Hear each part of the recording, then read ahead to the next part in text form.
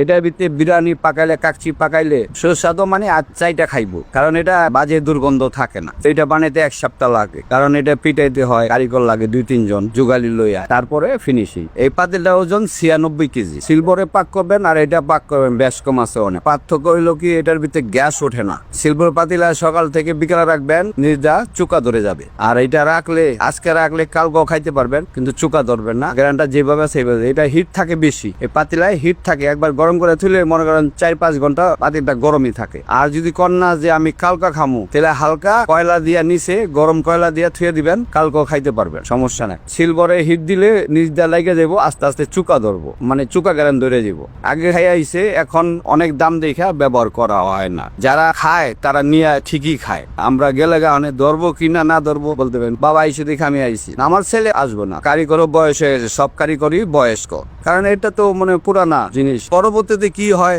উপরাল্লাহ জানে। এই কারিগর আমরা মনে করেন 2টা কারখানায় আছে, 2টা কারখানার ভিতরে 5-6 জন কারিগর আছে, দক্ষ কারিগর। এর মধ্যে আমরা মনে করেন পুরানা আর হলো নতুন, মানে রমেশ বাবুর কারখানায় শিখে গেছে। যেখানে যাবেন টাকা বাংলাদেশে যে কোনো জায়গায় রমেশ বাবু কইলেই হবো যে জিঞ্জিরা রমেশ বাবুরে চিনেন কিনা, ডেকের কারখানা দেখবেন সবাই জান।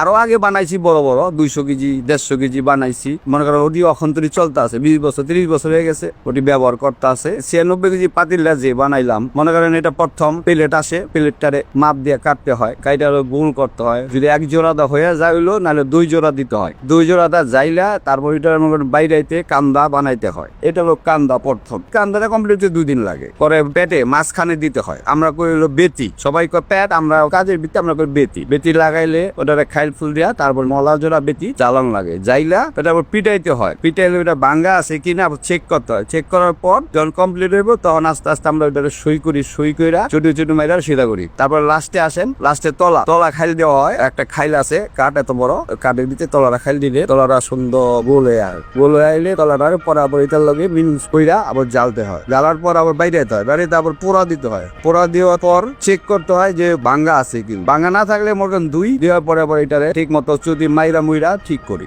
ওরা লাস্টে আমরা বব্বু যে জায়গায় জোড়া পারে আছে, ওইটা গৈসা মুইসা মানে কমপ্লিট করে দেখতে পারতাছেন যে সুন্দর দেখা যায়, চিকচিক করে। লাস্টে আমরা বব পাথরটা গৈসা যে হাত দিলে যেন হাতে না বাঁধে, ওইভাবে আমরা সুন্দর সবকিছু কমপ্লিট করে দেই। জিনিসটা অনেক দাম এখন, আগের মতো তো আর নাই যে হস্তা 100 টাকা কেজি 200 টাকা কেজি। জিনিসটা অনেক দাম। কেউ মাজারে নেয়, কেউ মাদ্রাসায় নেয়, কারণ এটা পাক করলে এটা গরম থাকে, জিনিসটা সুস্বাদু হয়। এটা খাওয়াইলে মনে করেন পেটের ডিস্টার্ব হবে। ভিতরে জিনিস তো অনেক পুরানো জিনিস, কারণ এটার ভিতরে সব পাক করা হয় সুস্বাদের জন্য। পিতলের তামার এই দুটাই আমরা তৈরি করি। আমার নাম রনি সরকার, আব্বার নাম রমেশ চন্দ্র সরকার। আমাদের ব্যবসা পুরানো, 60 বছর হয়ে গেছে। আব্বা নাই, আব্বার বদলে আমি এটা ধরে রাখছি।